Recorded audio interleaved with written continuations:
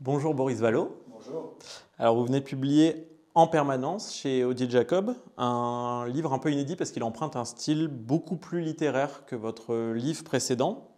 Et alors vous ponctuez le livre de pas mal de citations littéraires, donc je vais emprunter le même style pour commencer, en citant Thomas Mann dans La Montagne qui dit « Toute civilisation et tout perfectionnement moral sont issus de l'esprit de la littérature, qui est l'âme de la dignité humaine et qui est identique à l'esprit de la politique. » Est-ce que, selon vous, la politique vous a permis d'exprimer dans ce livre une nouvelle voie politique? D'abord, vous avez souligné le caractère littéraire du bouquin, ce que j'ai souhaité, mais pas de façon, pas en revendiquant une prétention à une qualité littéraire supérieure, mais en m'offrant de la liberté. En m'offrant la liberté que ce ne soit pas un livre politique classique comme les autres, programmatique, une politique qui parle d'abord d'elle avant de parler des autres. Et je crois qu'en effet, il y a dans ce livre aussi un style de politique que je revendique. C'est la politique à l'échelle humaine, si je reprends la formule de Léon Blum. C'est le retour à l'essentiel, c'est le retour aux choses humaines. Et dans ce livre, il y a des vies, il y a des voix, il y a des visages, il y a peut-être même des odeurs pour ceux qui connaissent les Landes. Mais il y a d'abord des hommes et des femmes que je raconte. Et c'est une galerie de portraits sensibles, intimes et en même temps très politiques. Et justement, dans le moteur de l'écriture, vous dites dans le livre « Nous allons à gauche devoir nous imposer un retour aux choses humaines, un peu plus loin réécrire une langue commune qui nous a échappé ». Qu'est-ce qui, selon vous, a conduit au fur et à mesure des années à cette déconnexion de la gauche, mais en général du personnel politique, de cette voie humaine? D'abord, j'en fais le constat. Et il ne faut pas, je crois, se voiler la face sur le désamour des Français pour leurs représentants, le sentiment justement de ne pas être représentés.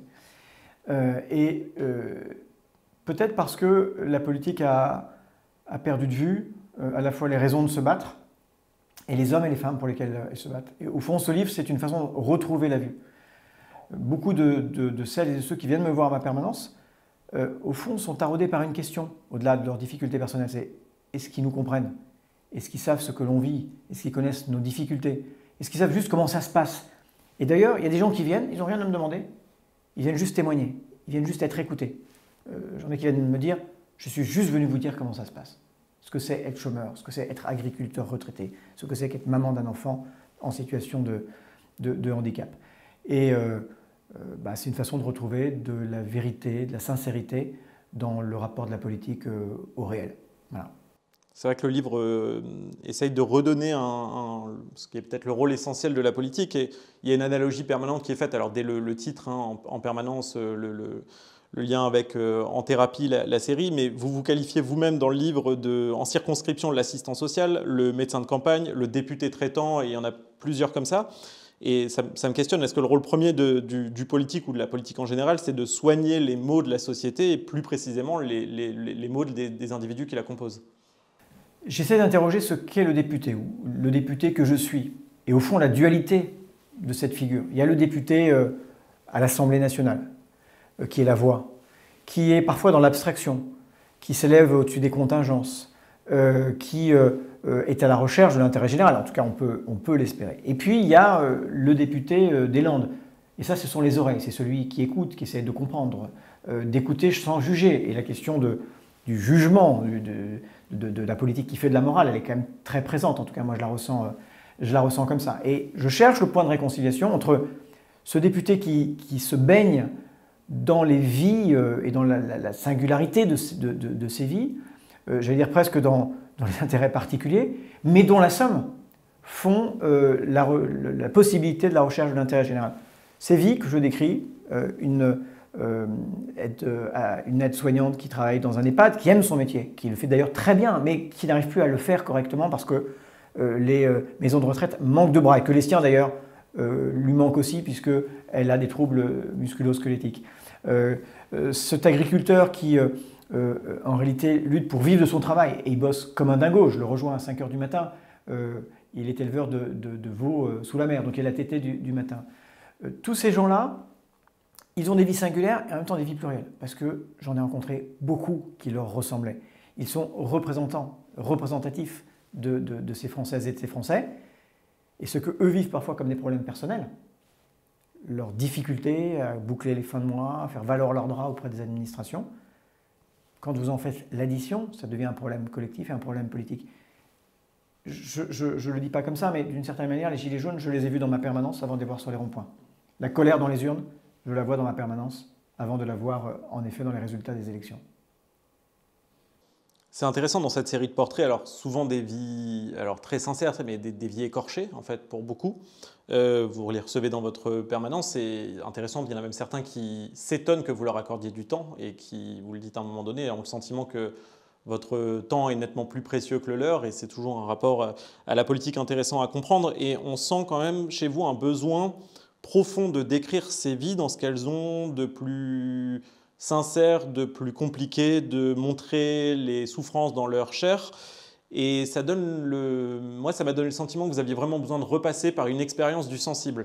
Et que le constat qui était fait, c'est que la politique est complètement déconnectée du sensible aujourd'hui.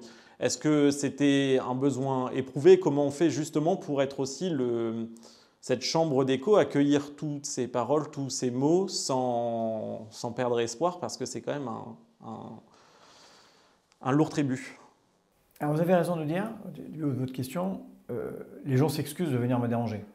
Ils s'excusent d'être là. Enfin, je suis là pour ça. Le député que je suis, mais comme tous les élus, on est là d'abord au service d'eux. Mais c'est assez intéressant de voir la posture qu'il y a à l'heure. Ils poussent la porte, ils hésitent à pousser la porte. Ils ont peur de déranger, ils ont peur d'occuper un temps qui serait plus précieux que le leur. Dans les portraits que j'ai faits, il y a une dame, quand je lui annonce que je vais faire son portrait, elle m'a dit « Mais pourquoi moi, je ne suis pas intéressante ?» Je lui dis « Bah non, si je le fais, c'est que vous êtes intéressante et je vais vous expliquer pourquoi. » C'est ce que j'essaie de faire dans ce livre. Oui, le retour au sensible.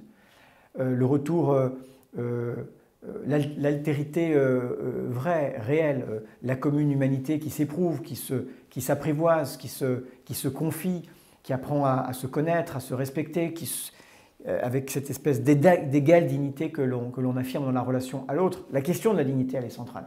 Voilà. Et derrière la question de la dignité, il y a la question d'estime de soi. Il y a beaucoup de gens qui viennent me voir et qui ont le sentiment qu'on ne les estime pas, et du coup, ils nourrissent aussi un problème d'estime d'eux-mêmes.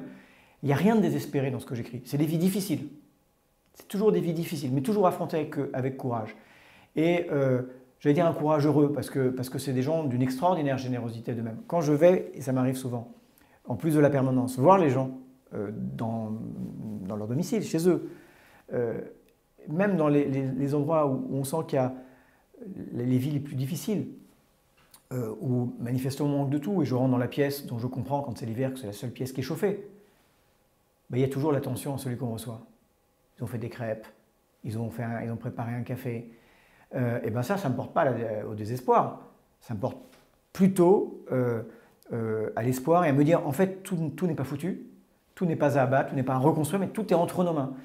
Et c'est pour ça que je crois que la France réconciliée, c'est un horizon politique. Que la fraternité, c'est un projet politique. Alors on me dit, non, la fraternité, c'est un mot d'ordre, ce n'est pas un projet politique. Au contraire, se donner des raisons de vivre ensemble, trouver des espaces pour le faire, de mixité, de rencontre, de compréhension de l'autre.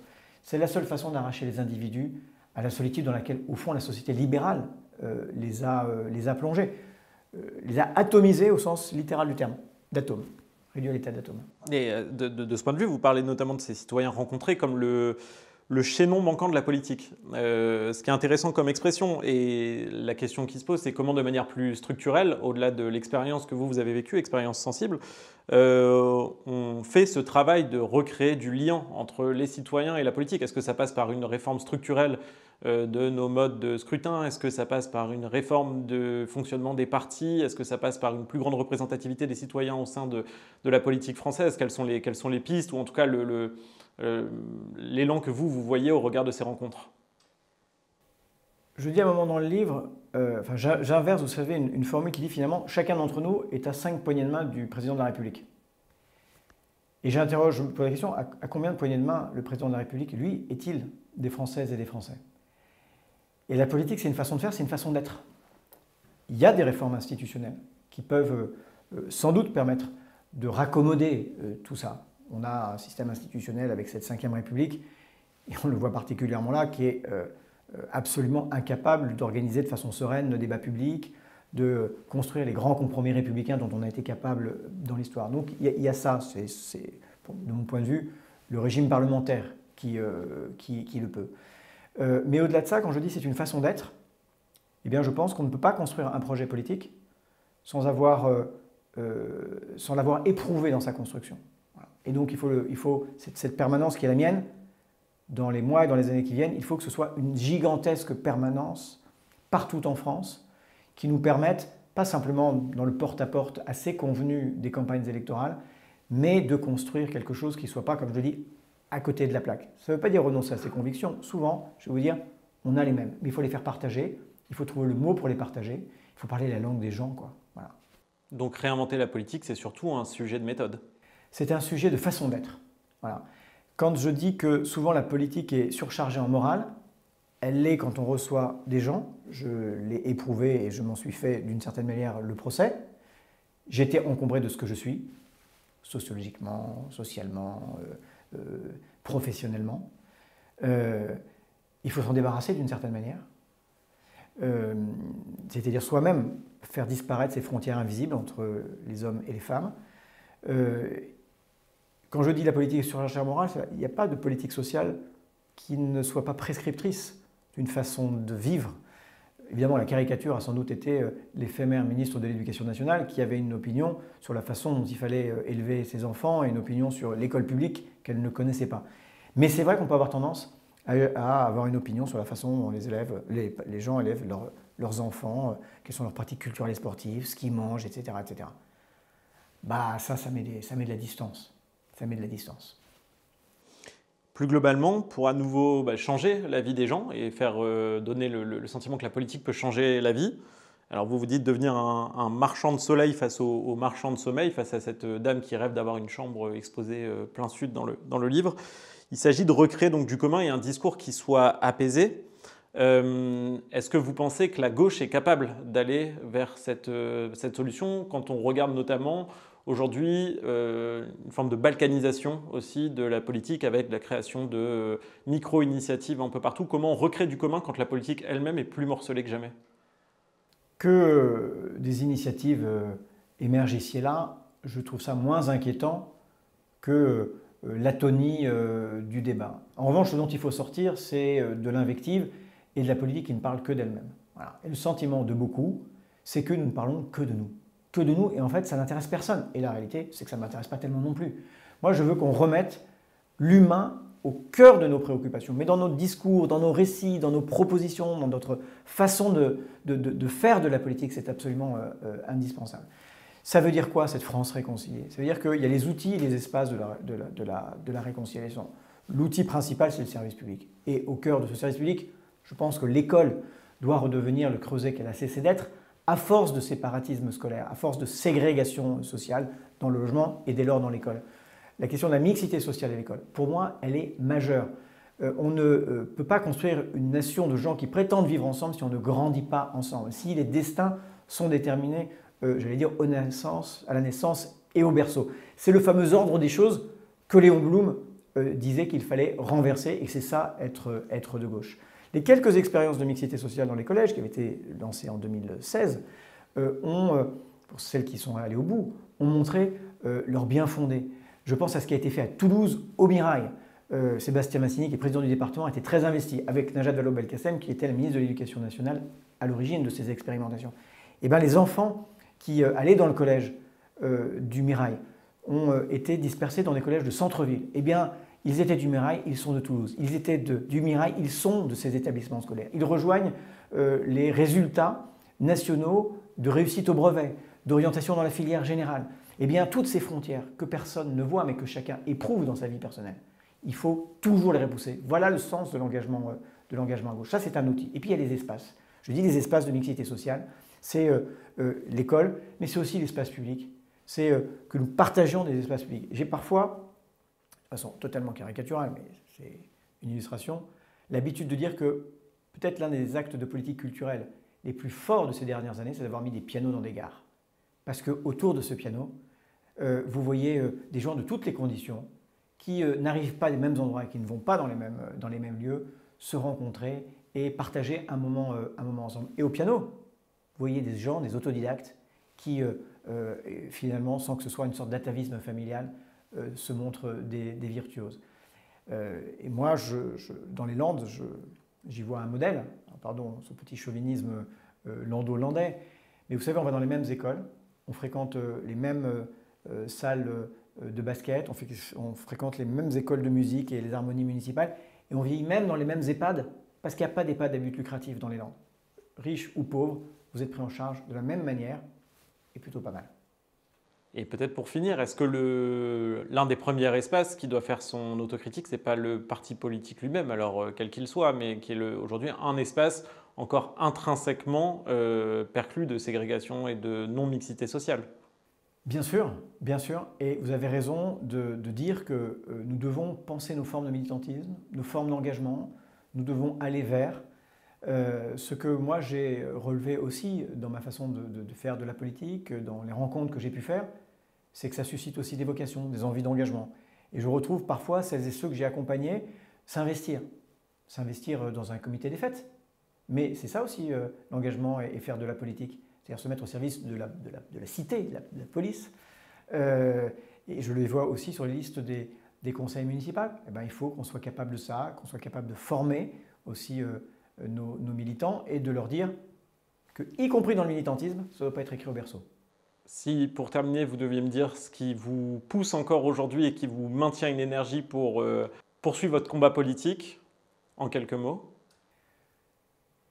Eh bien, c'est cette dame qui est une multirécidiviste des ennuis, qui se débat dans des démarches administratives dont elle ne sort pas pour faire valoir ses droits.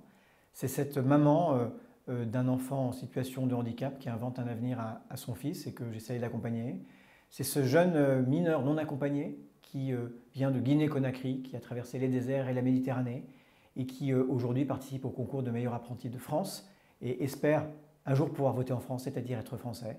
C'est cet artisan qui sait ce qu'est la valeur du travail, qui ne dort pas parce qu'il ne sait pas s'il va pouvoir payer ses traites.